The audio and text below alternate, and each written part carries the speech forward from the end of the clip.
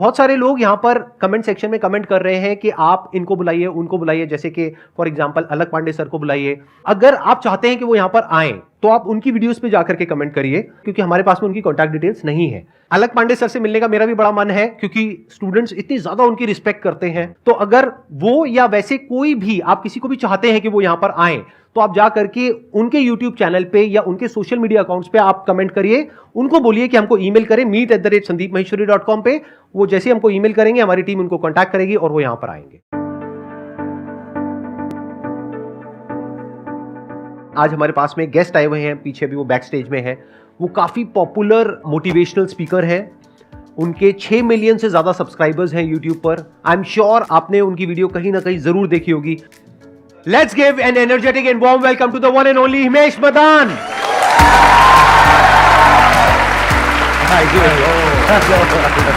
कैसे हैं? Hello everyone. Hello. मैं पहले बिलीव कर लूं, this is happening in real. 100%। एक चीज मैं हमेशा कहनी चाहता था कि जब भी आपसे मिलूंगा, क्योंकि कहीं ना कहीं पता था एक दिन जरूर मिलूंगा, पता नहीं था सीधा स्टेज पे ही मिलूंगा। सो आई ऑलवेज फील, एंड मैंने एक वीडियो में ये बोला भी था कि बहुत बार ना ये कहा जाता है कि देश का यूथ जो है वो डिस्ट्रैक्टेड है, या यूथ को सिर्फ एंटरटेनमेंट चाहिए, या सिर्फ वल्गर या कंटेंट देखना है, गाली देखनी है। और जब भी ऐसी कोई स्टेटमेंट कहीं डिस्कस होती है तो मैं एक ही नाम लेता हूं कि अगर आप जाके देखोगे संदीप महेश्वरी जी का चैनल, तो 2,30,00,000 लोगों ने वहां सब्सक्राइब दबाया है। वीडियो तो मच मोर लोग देखते हैं, जो बताता है कि अगर कोई शिद्दत से सेल्फलेस होकर सिखाने वाला हो तो हमारे देश का यूथ सीखना चाहता है। Right, exactly. एंड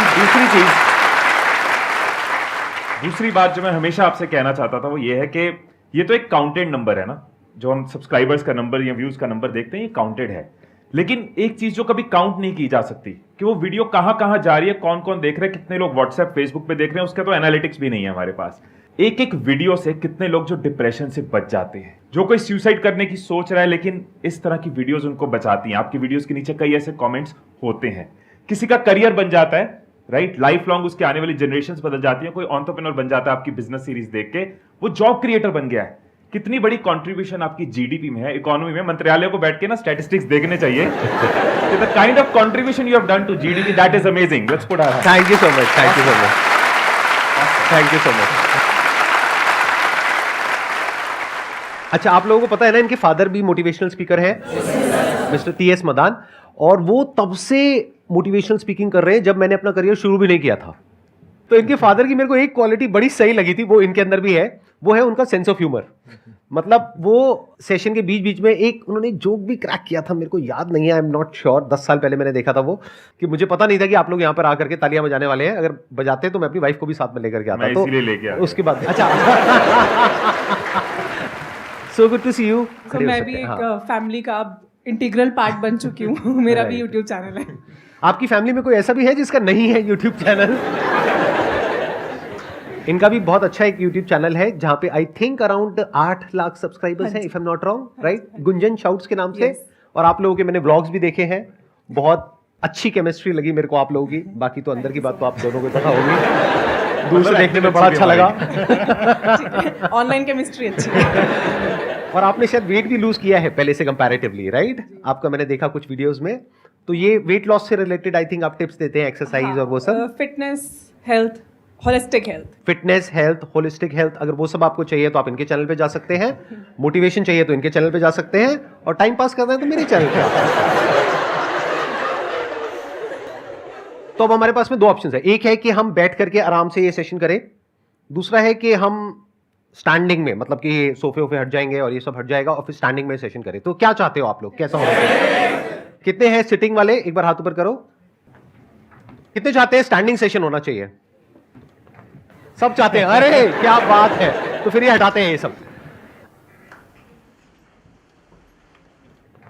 अब आप लोग तरह तरह के अपने जो भी क्वेश्चंस हैं वो पूछ सकते हैं। सर मैं आप दोनों की बहुत बड़ी फ़ैन हूँ और दोनों ही मोटिवेशनल स्पीकर्स हैं। तो मतलब जब भी लाइफ में या फैमिली में कुछ भी इश्यूज आते हैं तो हम लोग आप दोनों के चैनल पे ही जाते हैं। सर जैसे मैं अपने जॉब वगैरह करती हूँ तो अप एंड डाउन्स आते हैं, लाइक कोई असाइनमेंट डिले हो गया या फिर कोई असाइनमेंट अच्छा हो गया। लेकिन जैसे कोई पास्ट में चीज़ हो जाती है ना, तो प्रेजेंट में मैं उस पास्ट चीज़ से कनेक्ट रहती हूँ। मतलब वो प्रेजेंट मोमेंट इंजॉय नहीं कर पाती हूँ। तो वो कैसे हम प्रेजेंट मोमेंट में रह सकते हैं और उसको ओवरकम कर सकते हैं पास्ट की चीज़ों को। एक चीज मेरा ना जनरली एक तरीका रहता है, मुझे ऐसे पसंद है क्योंकि सवाल पूछते तो मैं वापस सवाल पूछता हूँ। आप एक बात बताओ कि अगर आप कहीं जा रहे हो और रास्ते में आपकी गाड़ी जो है वो खराब हो गई, राइट, तो आप क्या करोगे उस केस में? ऑब्वियसली सर उसके लिए मैकेनिक बुलाओगे, या अगर कुछ खुद आता है तो ट्राई कर लोगे, वरना मैकेनिक बुला लोगे। टायर पंक्चर में भी यू कैन ट्राई और यू कैन कॉल समवन। ऐसा तो नहीं है कि गाड़ी खराब हो गई तो वहीं पे एक बिस्तरा लगाओगे, वहीं पे तकिया लगाओगे, खाना वाना मंगवाओगे कि आज से घर यही है, आज से सड़क के बीच में ही रहेंगे। ऐसा तो नहीं है। हम जो चीज अपनी रेगुलर लाइफ में करते हैं ना, वही हम अपनी मेन चीजों में भूल जाते हैं। अगर गाड़ी खराब हो गई, हम ये नहीं कहते कि अब यही रहना है, इसी थॉट में जीना है, इसी को अपना घर मानना है। हम ये सोचते हैं कि यहाँ पे क्या एक्शन है, क्या रेजोल्यूशन है, बिकॉज हम उसके साथ उतना इमोशनली लिंक्ड नहीं है। बट खुद के साथ हम बहुत हार्ड होते हैं, खुद के साथ हम बहुत प्रेशर लेते हैं। तूने ये क्यों कर दिया, तूने ये पास्ट में क्यों कर दिया। यहाँ पे बहुत जरूरी है कि अपने थॉट्स को देखो कि हम इतना हार्ड क्यों है। सेल्फ लव के साथ हमारी ग्रोथ की स्पीड हमेशा ज्यादा होगी वर्सेस सेल्फ हेटेड। अगर हम अपने दोस्त बन के चलते हैं कि कोई बात नहीं, हो गया, दैट्स फाइन, बहुत बड़ी लाइफ है, और कल की जो छोटी छोटी चीजें हैं ना, वो फ्यूचर में आपको पीछे देख के हमेशा हंसी आएगी। आज 1 साल पुरानी है तो कम हंसी आएगी, 10 साल बाद आपको लोगे किस चीज पे परेशान थे।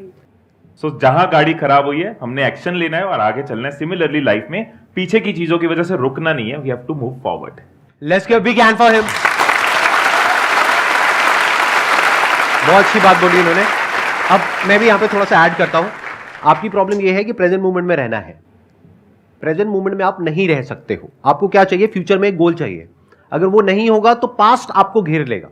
There must be something to look up to, कि सुबह जब आप उठते हो तो ऐसा नहीं हो सकता कि आप उठे और प्रेजेंट मोमेंट में बस अपनी ब्रेथ को देखते चले जा रहे हो और खुश हो रहे हो, वाह वाह वाह वाह, I am alive, I am alive, alive. नहीं, ऐसा नहीं होता है। तो आपको क्या चाहिए? जब सुबह उठे तो एक रीजन चाहिए उठने का और आज काम करने का। वो काम किसके अकॉर्डिंग होना चाहिए? फ्यूचर में जो आपका गोल है उसके अकॉर्डिंग।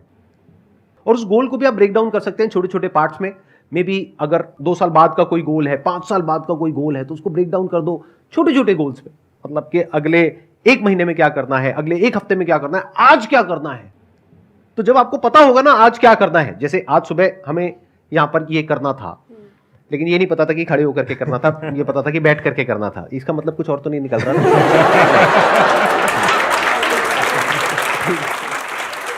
तो जो भी करना था उसके लिए हमको पता था, तो सुबह अपने आप ही नींद खुली और हम यहां पर आ गए।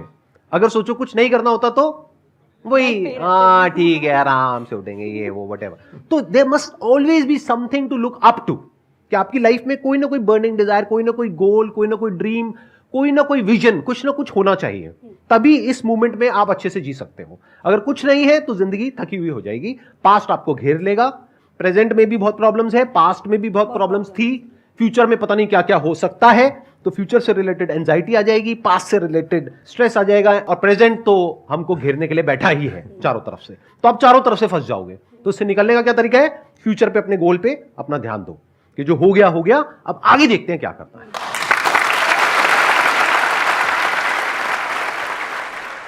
सर मैं आगे जाके अपना एक फूड स्टार्टअप स्टार्ट करना चाहता हूँ।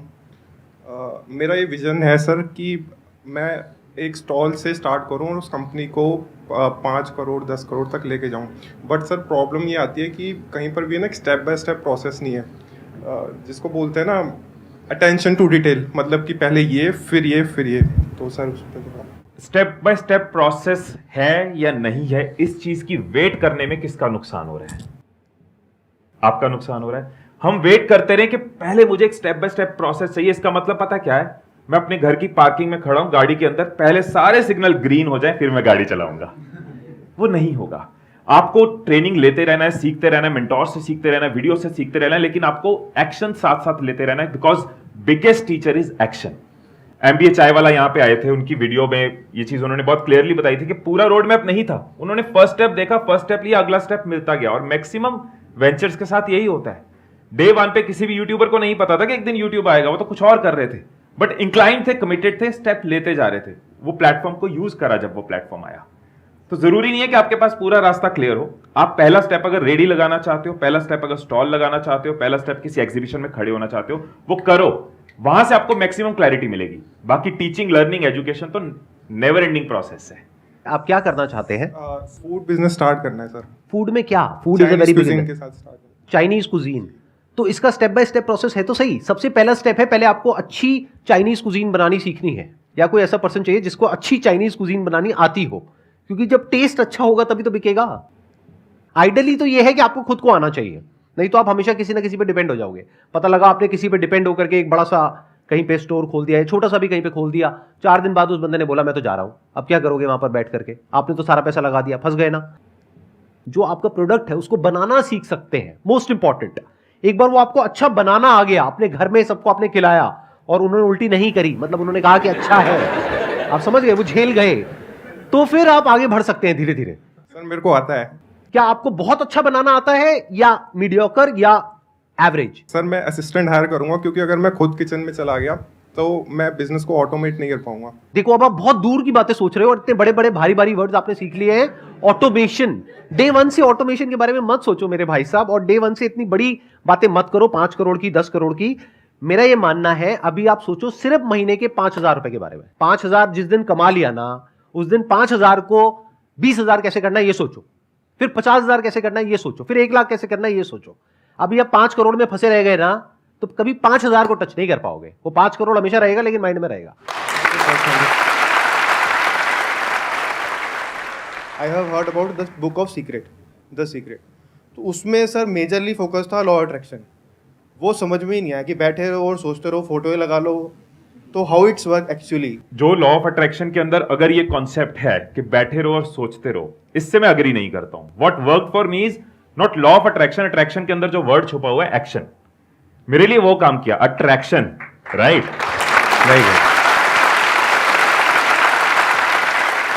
अगर हम कॉन्सेप्चुअली देखें, अगर आप किसी चीज के बारे में हर रोज शिद्दत के साथ सोच रहे हो, उसके बारे में बिलीफ रख रहे हो, उसके कॉम्प्लीमेंटिंग एक्शन ले रहे हो, गिव अप नहीं कर रहे, अपने आप को हमेशा थ्रू आउट पॉजिटिव रखते हो, अपना वो बिलीफ पॉजिटिव है, आपको वो बिलीफ है कि मैं करूंगा, और उसके लिए आप सीख रहे हो, लर्न कर रहे हो, एक्शन ले रहे हो, कंसिस्टेंट हो, कमिटेड हो, उसके बाद आपको रिजल्ट मिलते हैं।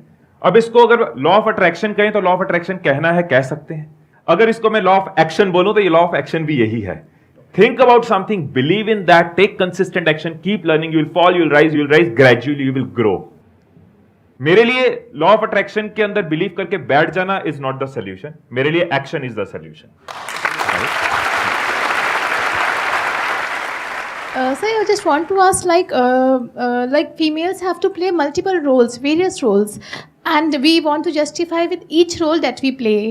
So sometimes it happens that we are playing a role of a working woman, and our mind is like at our kid, or when we are with our kid, like on a family holiday. Sometimes some like office calls is coming, and our mind is at our office. So how to end of the day, how to justify that whatever roles we are playing and we are giving our 100% and we are satisfied? पहली चीज, मतलब मुझे लगता है कि justify करने की जरूरत किसी भी फीमेल या किसी भी ह्यूमन को नहीं होनी चाहिए। हैविंग सेड दैट, फैक्ट है जो आप कह रहे हो, आयरनी बोलूंगा मैं उसको, कि फीमेल्स को स्पेशली एशिया में ये चीज और ज्यादा है कि बहुत ज्यादा जस्टिफाई करना पड़ता है। इस तरह का कल्चर, इस तरह की चीजें बना दी गई हैं। बट अगर किसी ने बना दी हैं, अगर चली चलाई आ रही हैं, या ऐसे कुछ स्टीरियोटाइप्स अगर बन गए हैं, तो डज नॉट मीन कि हमें हमेशा जस्टिफाई करते रहना है। पहली चीज, आपको सिर्फ खुद को जस्टिफाई करना है, किसी और को जस्टिफाई नहीं करना। You should be content, you should be happy, you should be satisfied, वो ज्यादा जरूरी है। दूसरों के सेटिस्फेक्शन मीटर्स के साथ अगर चलना शुरू कर दिया तो वो कभी खत्म नहीं होंगे। एक ऐसी रेस है जिसमें हम भागते रहेंगे और शायद वो रेस कभी खत्म नहीं होगी। तो जो रेस ने कभी खत्म नहीं होना, उसमें भागना क्यों है? कि satisfying everyone in the world, that is something जो रेस कभी खत्म नहीं होगी।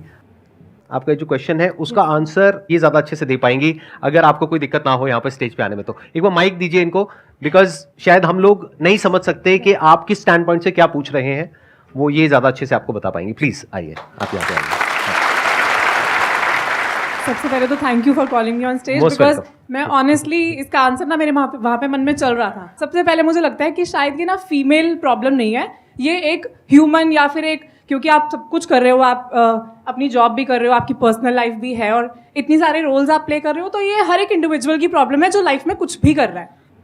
मुझे लगता है कि लिव इन द मोमेंट, आप जहाँ पर हो, जब अपने बच्चों के साथ हो तो आप सिर्फ उस पर फोकस करो, उनको 100% टाइम दो, और जब आप अपनी जॉब में हो उसको 100% टाइम दो। एट द सेम टाइम जब आप वेकेशन पे हो, इन्जॉय कर रहे हो, हमारा वहाँ पे पर्पस है रेजुविनेट करना खुद को, तो आप इन्जॉय करो।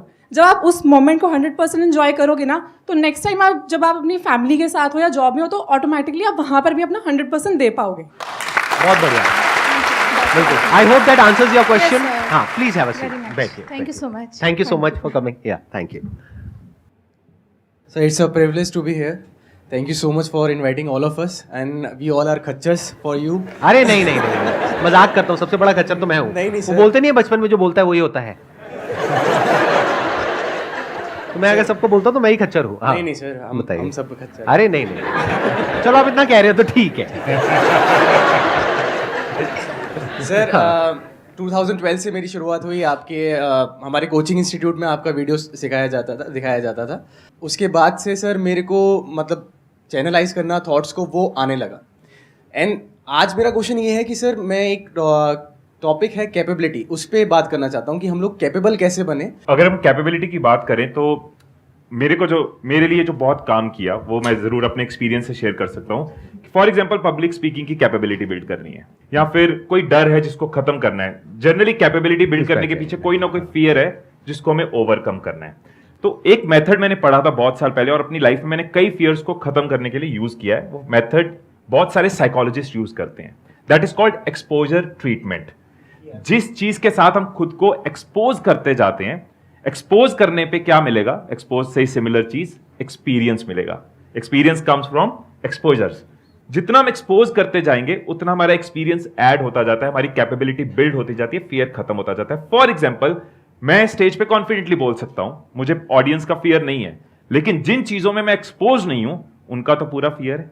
कोई भी इंसान ऐसा तो नहीं हो सकता किसी चीज का फियर नहीं है। अब मुझे बोलो पैराशूट लेके लैंडिंग करनी है तो मैं भी ये कहूंगा लैंड करा दे भाई, लैंड करा दे, राइट? क्योंकि मुझे एक्सपीरियंस नहीं है। लेकिन जो पैराग्लाइडिंग करता है, जो रोज करता है, जिसने थोड़े थोड़े से शुरुआत करी और आज बड़ी बड़ी ग्लाइड्स कर लेता है, उसको उस चीज का डर नहीं है क्योंकि उसने उसको खुद के साथ वहां एक्सपोज किया है।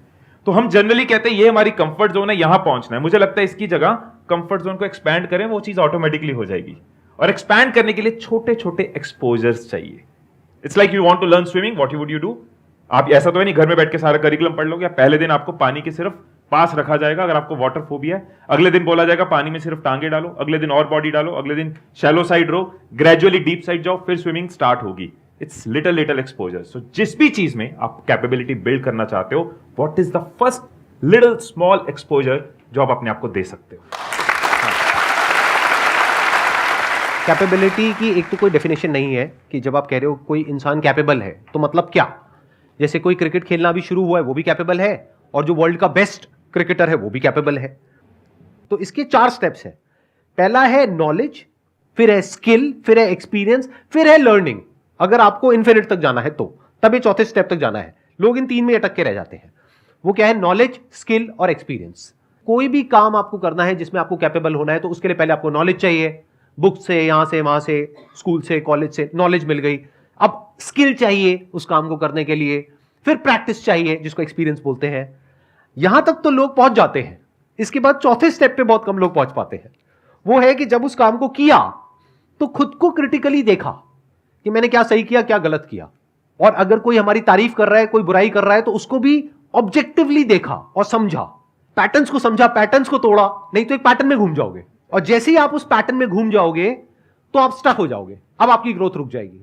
फॉर एग्जाम्पल मैं ये सेशंस कर रहा हूं, अगर मैं यहां पर कोई पैटर्न बना दूं, यानी कि जो आप मेरे से एक्सपेक्ट कर रहे हो वही मैं करने लग जाऊंगा, बस अपनी नॉलेज को बढ़ाया, स्किल को बढ़ाया, एक्सपीरियंस को बढ़ाया, लेकिन आप कहोगे अच्छा मैं उसी तरह से बोल रहा हूं जिस तरह से मैं 50 साल पहले बोल रहा था, तो मैं सीख नहीं रहा। बट अगर मैं सीख रहा हूं तो मेरे हर सेशन में आप कुछ अलग देखोगे। तो ये वो चौथी क्वालिटी है जिस पे आपको जोर देना है। पैटर्न्स को ब्रेक करना है। पैटर्न्स को ब्रेक करने के लिए सीखना पड़ेगा, देखना पड़ेगा, ऑब्जर्व करना पड़ेगा, पूरी तरह से समझना पड़ेगा कि एग्जैक्टली क्या हो रहा है, बाहर क्या हो रहा है, अंदर क्या हो रहा है। कि बाहर अगर ऑडियंस है जिससे मैं इंटरेक्ट कर रहा हूं तो ऑडियंस का क्या रिएक्शन है, कि अगर मैं कुछ बोल रहा हूं तो आप लोगों का क्या रिएक्शन है। अगर आप अभी हिल रहे हो तो इसका मतलब अभी तक मैंने आपकी अटेंशन को पूरी तरह से ग्रैब नहीं किया है। लेकिन अगर आप स्टिल हो गए हो हो गए ना? तो ग्रैब कर लिया है, समझ गए बीच में कब पॉजेस देने हैं, कब तेज बोलना है, कब धीरे बोलना है, बहुत सारी चीजें होती है इसमें। तो इसको कहां तक इंप्रूव मैं कर सकता हूं, अपनी जो स्पीकिंग एबिलिटीज है उसकी कोई लिमिट नहीं है। तो वो मैं अब कैसे कर सकता हूं? हो सकता है किसी बुक में मुझे जवाब ना मिले, यानी नॉलेज में उसका आंसर नहीं है। स्किल किससे सीखूं? एक्सपीरियंस, एक्सपीरियंस से क्या होता है? एक्सपीरियंस से तो एक पैटर्न बन जाता है। जैसे आपको अपने घर से ऑफिस जाने का एक्सपीरियंस है एक रास्ते से, तो अगर आप कुछ और भी सोचते रहोगे तो वहां पहुंच जाओगे। तो एक्सपीरियंस से क्या होता है? तो अब मुझे क्या करना पड़ेगा? देखना पड़ेगा कि कहां पे क्या पैटर्न्स बन रहे हैं, उसको ब्रेक करना पड़ेगा। देखना पड़ेगा अच्छा इसको नेक्स्ट लेवल पे कैसे लेकर के जाऊं, क्या अलग करूं। अलग करने में रिस्क होता है, तो रिस्क लेना पड़ेगा। Because the moment you try something different, तो लोग उल्टा बोलने लग जाते हैं। जब मैंने सीरीज शुरू करी थी तो वहां पे आप जाकर के देखो, बहुत लोगों ने कमेंट किया था, अरे क्या कर रहे हैं। मुझे पता है कि मैं क्या कर रहा हूं, उनको नहीं पता है। अगर पहले से मैंने क्वेश्चंस प्लान कर लिए और पहले से हम लोग मिल गए और यहां पर आकर के कुछ कर रहे हैं, तो उसमें ज्यादा मजा आएगा या अभी मजा आ रहा है? अभी मजा आ रहा है, यस और नो? क्यों आ पा रहा है वो मजा? क्योंकि ना मुझे पता है कि यहां पर क्या होने वाला है, ना इनको पता है अगले मोमेंट में क्या होने वाला है, ना आपको पता है, कुछ भी हो सकता है। ये जो थ्रिल है ये एक तरह की राइड है। तो I am creating an experience like no other on this planet.